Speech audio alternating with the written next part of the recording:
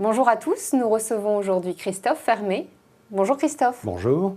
Alors Christophe, vous êtes médecin onco-hématologue spécialiste des lymphomes et notamment du lymphome de Hodgkin et vous allez nous parler des stades localisés sus-diaphragmatiques de ce lymphome.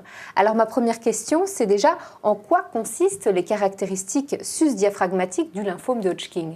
Alors, les stades sus-diaphragmatiques 1 et 2 de lymphome de Hodgkin représentent environ 2/3 des patients et sont les formes qui sont les mieux contrôlées par le traitement. Des facteurs de risque sont évalués au diagnostic selon les critères de l'EORTC ou du groupe allemand pour définir des groupes pronostiques thérapeutiques sans ou avec facteurs de risque et définir un traitement adapté au risque. Alors pour les stades localisés sans facteur de risque, quel est le traitement adapté ? Alors, le traitement de référence associe une chimiothérapie et une radiothérapie. Et aujourd'hui, 2 traitements standards peuvent être recommandés, ABVD 3 cycles et une irradiation des territoires ganglionnaires atteints à 30 gray pour les ORTC, ou ABVD 2 cycles et une irradiation des territoires ganglionnaires atteints à 20 gray pour le groupe allemand. Et est-ce qu'un traitement par chimiothérapie seule, donc sans radiothérapie, est possible ? Non, ce n'est pas recommandé, sauf dans le cadre d'un essai thérapeutique. Mais le débat reste ouvert entre un traitement par ABVD seul publié par le groupe canadien et l'attitude des groupes en Europe, le groupe allemand, l'EORTC, le LISA en France et en Belgique et le groupe italien, de maintenir une association chimiothérapie-radiothérapie tant que la chimiothérapie exclusive n'a pas été démontrée par les résultats des essais thérapeutiques comme un traitement standard possible. Alors, un traitement sans radiothérapie par chimiothérapie uniquement fait débat. Est-ce que vous pouvez nous expliquer pourquoi ? Alors, il y a débat, il y a des arguments pour la chimiothérapie exclusive, une réduction de la toxicité possible de la radiothérapie, mais surtout les résultats d'un essai intergroupe ECOG Canada qui montre avec ABVD 4 à 6 cycles de bons résultats, une survie sans progression de 87% et une survie globale de 94% à 12 ans. Néanmoins, la modalité d'irradiation n'est plus un traitement standard, ce qui limite les conclusions de cet essai. Et quels sont les arguments contre ? Les arguments contre sont les résultats surtout des essais contrôlés qui ont comparé la chimiothérapie exclusive et l'association chimio-radiothérapie n'ont pas démontré d'équivalence dans le contrôle de la maladie. Et l'analyse finale des essais récents est nécessaire pour apporter des conclusions définitives sur la possibilité ou non de traiter sans radiothérapie. Une méta-analyse consolide l'option d'un traitement combiné.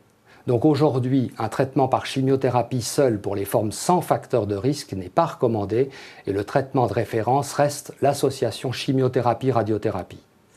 Et pour les formes sans facteur de risque, le traitement combinant à la fois chimiothérapie et radiothérapie est-il efficace ? La chimiothérapie ABVD et la radiothérapie laissent aujourd'hui pratiquement aucune place à de nouveaux progrès thérapeutiques, car à 10 ans, la survie sans événement est comprise entre 90 et 95% et la survie globale est supérieure à 95%.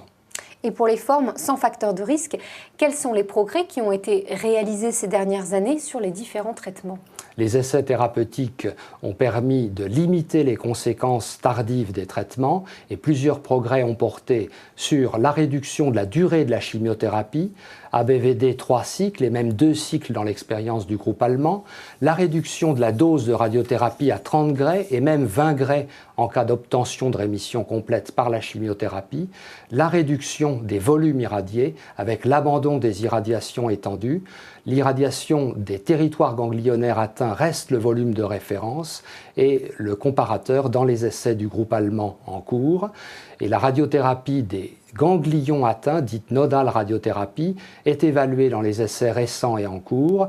Elle peut être guidée par l'imagerie TEP-FDG avant traitement et lorsque cette modalité optimale n'est pas disponible, un traitement de radiothérapie des sites atteints est recommandé. Alors pour les formes avec facteur de risque, peut-on encore améliorer les résultats et comment ? Alors c'est un point important car 5 à 10% des patients avec facteur de risque soit ne sont pas mis en rémission complète, soit rechutent après un traitement standard comportant ABVD et radiothérapie 30 gray. Les options sont développées.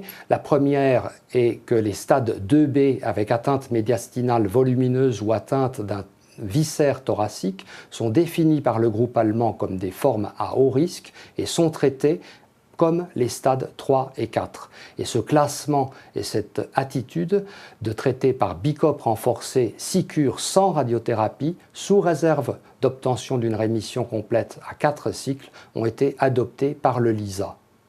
Et quelles sont les autres approches alors ?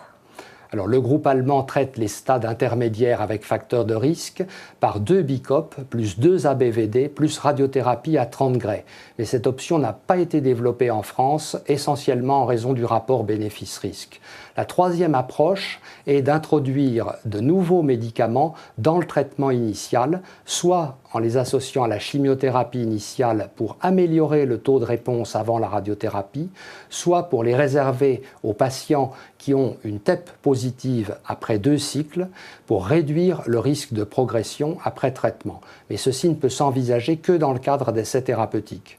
Donc, en définitive, un traitement adapté aux facteurs de risque a permis de définir des traitements standards efficaces et il est aujourd'hui important de développer des essais thérapeutiques qui intègrent en plus un traitement guidé par la réponse métabolique précoce, évalué par la TEP-FDG après 2 cycles pour améliorer le contrôle de la maladie et limiter les conséquences du traitement. Eh bien, merci Christophe pour toutes ces précisions. Merci à vous. Et merci à tous de votre attention.